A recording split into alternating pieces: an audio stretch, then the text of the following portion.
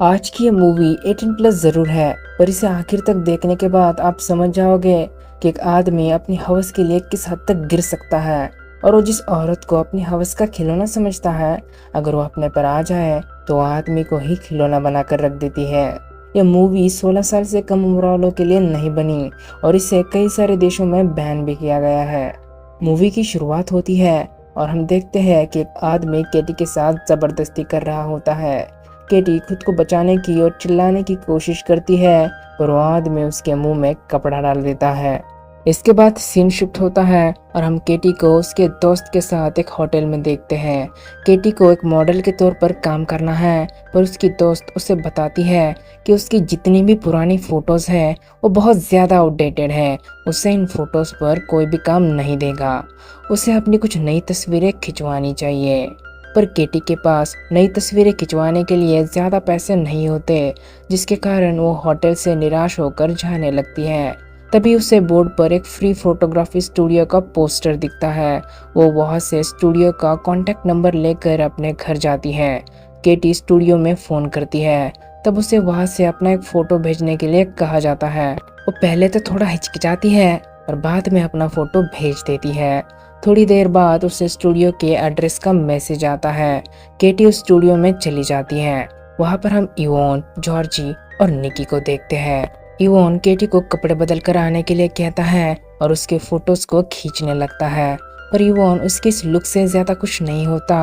वो केटी से अपने सारे कपड़े उतारने के लिए कहता है, पर केटी उसे मना कर देती है क्योंकि वो बस इंटरनेट पर फोटोज को बेचने के लिए अपने पूरे कपड़े नहीं उतार सकती, जिसके कारण केटी उस स्टूडियो से चली जाती है। दूसरे दिन केटी के घर जॉर्ज आता है। जब पहली बार केटी स्टूडियो में गई थी, तभी से जॉर्ज उसकी तरफ अट्रैक्ट होने लगा था। जॉर्ज उसे उसकी स्टूडियो में खींची गई फोटोज को देने लगता है, पर केटी उसे फोटोज लेने से मना कर देती है, जिस पर जॉर्ज उसे कन्विंस करता है। केटी वो फोटोज ले लेती है और जॉर्ज को घर के अंदर नहीं आने देती और दरवाजा बंद कर देती है। हम देखते हैं कि जॉर्जी लैपटॉप में केटी के फोटोज को बहुत ही अडल्ट नजरों से घूर रहा होता है। रात में केटी अपने घर को खुला छोड़कर कूड़ेदान में कचरा डालने के लिए जाती है और घर के अंदर आकर दरवाजा लॉक कर देती है। केटी ब्रश कर कर सोने के लिए जाती है। रात में उसकी अचानक से नींद खुल जाती है। तब वो अपने बेडरूम में जॉर्ज को देखती है। वो उसका फोटो खींच रहा होता है। केटी बहुत डर जाती है और मदद के लिए बाहर भागती है, पर जॉर्ज उसे पकड़ लेता है और जमीन पर लिटा देता है। केटी खुद को बचाने की कोशिश करती है, पर जॉर्ज उसके सिर को जमीन पर पटकने लगता है, जिसके कारण केटी कुछ नहीं कर पाती। जॉर्ज उसके मुंह में कपड़ा डाल देता है। केटी की आवाज़ों को सुनकर जेसन वहां पर आ जाता है। जब केटी दरवाज़ा नहीं खोलती, तब जेसन दरवाज़ा तोड़कर अंदर आ जाता है, पर जॉर्जी उसे चाकू से मार देता है। जॉर्जी केटी को नीचे लेटाकर उसके ऊपर बैठ जाता है। वो केटी से कहता है कि कहो, मैं तुमसे प्यार करती हूँ जॉर्जी, आई लाइक यू। इसमें तुम्हें भी बहुत मज़ा आएगा। मैं जानता हूँ तुम्हें भी ये मज़ा चाहिए।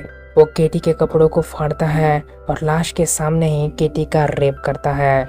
जब उसकी हवस बुझ जाती है, तब वो बहुत डर जाता है और अपने भाई इवोन को फोन करता है। थोड़ी देर बाद वहाँ पर इवोन और निकी आ जाते हैं और वे तीनों मिलकर दरिंदगी की हद पार करने वाले हैं। जॉर्जी ने जिस चाकू से जेसन को मारा था, उस पर जॉर्जी के फिंगरप्रिंट थे, इसलिए इवोन वो चाकू केटी के हाथ में दे देता है और जॉर्जी को कहता है कि तुमने यहाँ पर जिस भी चीज को हाथ लगाया है उसे टिश्यू पेपर से साफ कर दो। वो केटी से कहता है, मेरे भाई को माफ कर दो, वो खुद पर काबू नहीं रख सकता, पर दुनिया में हर किसी की कमजोरी होती है। वो केटी के मुंह के अंदर जबरदस्ती ड्रग्स को डाल देता है, जिसके कारण केटी बेहोश हो जाती है। इसके बाद हम केटी को घर के बेसमेंट में देखते हैं। निकी वहां पर उसका रेप कर रहा होता है, पर तभी वहां पर जॉर्ज आता है और निकी पर भड़क जाता है। केटी पानी मांगती है, पर निकी उस पर पेशाब करने लगता है, जिससे जॉर्जी और उसमें झगड़ा हो जाता है। निकी जॉर्जी से कहता है, ये तो सबकी है ना, तो इतना पर्सनली क्यों ले रहा है। वहां पर इवोन आता है। जॉर्जी उसे निकी की हरकत के बारे में बताता है, पर इवोन को इससे कुछ फर्क नहीं पड़ता। वो केटी के ऊपर कपड़ा डालता है और उन दोनों के साथ वहां से चला जाता है। केटी बहुत चीखती चिल्लाती है, पर उसकी आवाज़ सुनने वाला वहां पर कोई नहीं होता। सुबह कर इवॉन केटी पर ठंडा पानी डाल देता है और उसे नहाने के लिए कहता है, पर केटी डरी हुई होती है। वो उन सब से उसे छोड़ने के लिए कहती है। निकी उसे ड्रग्स का नशा करवाता है। अब 15 मिनट में केटी फिर से बेहोश होकर सो जाएगी। जॉर्ज उसका जिस्म पूछता है और उसके लिए कुछ अच्छे कपड़े लाएगा कहकर वहां से चला जाता है। केटी को वहां पर एक खिड़की दिखती है। वो अपने मुंह में हाथ डालकर जानबूझकर उल्टी करती है। थोड़ी देर बाद वहां पर जॉर्ज आता है। वो उसकी बीड़ियों को खोलकर उसे कपड़े पहनाता है और तभी मौका देखकर केटी जॉर्ज के सिर पर बाल्टी से वार करती है और खिड़की से भाग जाती है। वो शहर की सड़कों पर लोगों से मदद की भीख मांगती है पर कोई भी उसकी मदद नहीं करता। तभी वहां पर एक पुलिस ऑफिसर आता है। वो उसे अपना कोट पहनाता है।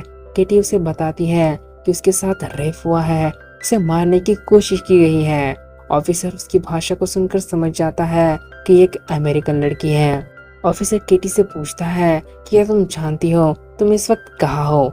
तुम बुल्गारिया में हो। जिसे सुनकर केटी शॉक हो जाती है। उन तीनों को भी पता चल जाता है कि केटी यहाँ से भाग चुकी है। ऑफिसर केटी को पुलिस स्टेशन में लेकर जाता है और उसे हॉस्पिटल चलने के लिए कहता है, पर केटी उसे मना कर देती है क्योंकि वो नहीं चाहती कि कोई और उसे छुए भी। वो बस अपने घर जाना चाहती है। ऑफिसर केटी के बयान को स्टोरी कहता है क्योंकि उसे लगता है कि केटी हॉस्पिटल नहीं जाना चाहती क्योंकि वो ड्रग्स लेती है और ये बात हॉस्पिटल की रिपोर्ट में पता चल जाएगी। केटी बहुत परेशान हो जाती है। तभी वहां पर मिस एना आ जाती है। वो ऑफिसर को 2 कॉफी लाने के लिए भेज देती है। एना केटी से कहती है, मैं जानती हूँ तुम्हारे साथ क्या हुआ है।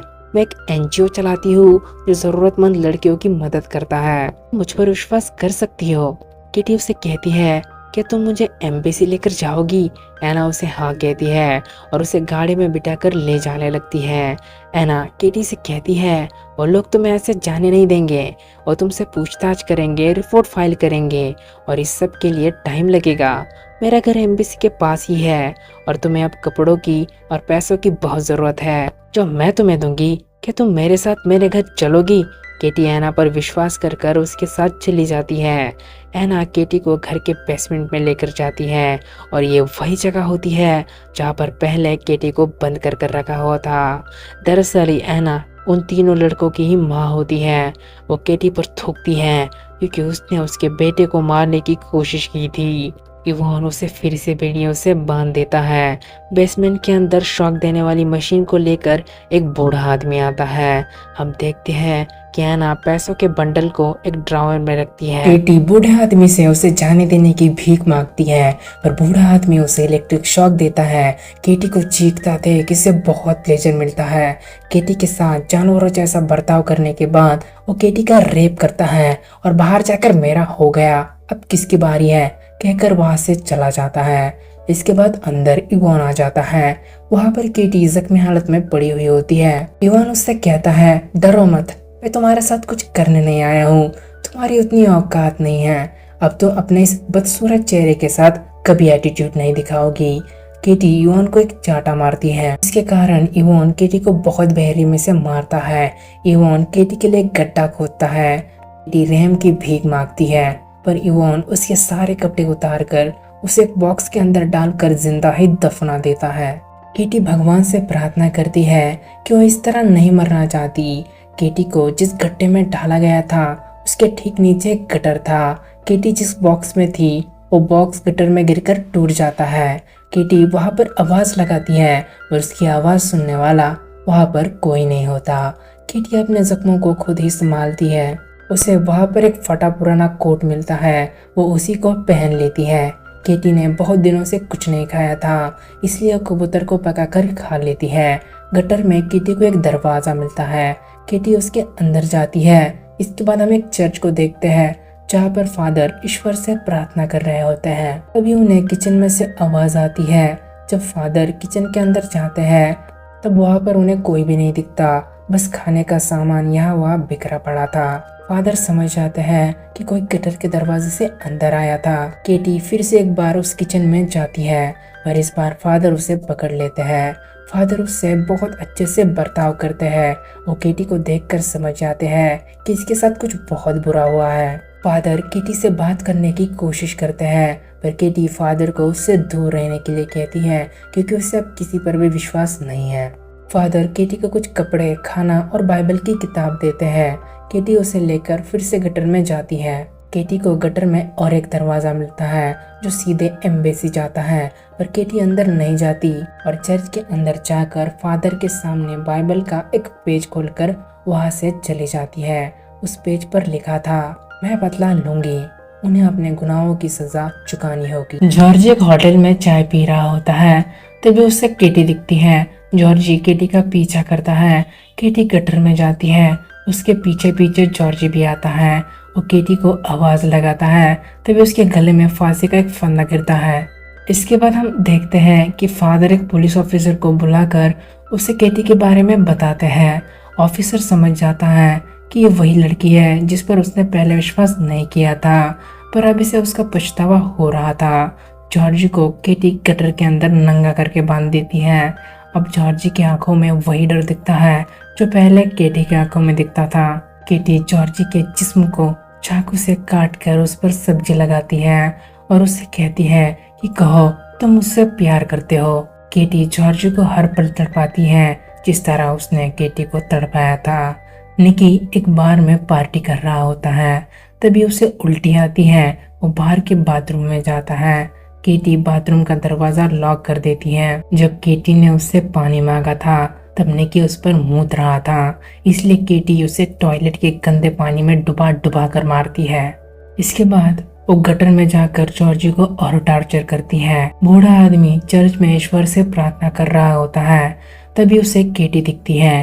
वो केटी का पीछा करता है। पीछा करते करते वो गटर के अंदर जाता है। केटी उसे पीछे से पत्थर मारकर बेहोश कर देती है। वो उसके कपड़े उतार कर उसे बेल्ट से बांध देती है और उसके प्राइवेट पार्ट पर उसी मशीन से शॉक देती है जिससे उसने इसे दिया था। केटी उसके मुंह में तार डालकर उसमें करंट छोड़ देती है, जिसके कारण बूढ़े आदमी की बहुत दर्दनाक तरीके से मौत हो जाती है। केटी ऐना के घर जाती है और उसे उसी गड्ढे में से जिसमें केटी को गाड़ा था गटर में ढकेल देती है। वो ऐना को उसके बेटे जॉर्ज की हालत दिखाती है और उसके हाथ पांव बांधकर एक बॉक्स में बंद कर देती है।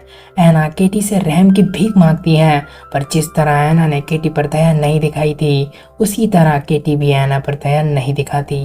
इवान ऐना को घर में ढूंढता है, तभी उसे बेसमेंट का गड्ढा दिखता है। वो उस गड्ढे से सीधे गटर में जाता है।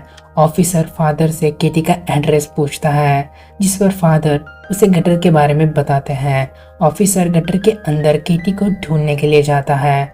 इवान को जॉर्जी दिखता है, वो उसके पास जाता है, तभी केटी उसे पीछे से मारकर बेहोश कर देती है और उसे एक टेबल से नंगा कर बांध देती है। केटी इवान के प्राइवेट पार्ट को लोहे से चिमटा देती है। यह नज़ारा बहुत खौफनाक होता है, जिससे इवान मर जाता है। तभी वहाँ पर ऑफिसर आता है और केटी पर बंदूक तान देता है, पर वो भी जानता है कि केटी ने बस अपना बदला लिया है। तभी इवान जागता है और केटी के गले को दबाता है। तभी ऑफिसर उसके सिर में गोली को दाग देता है। इसके बाद हम केटी को एम्बेसी के पास देखते हैं और इसी के साथ ये कहानी खत्म हो जाती है।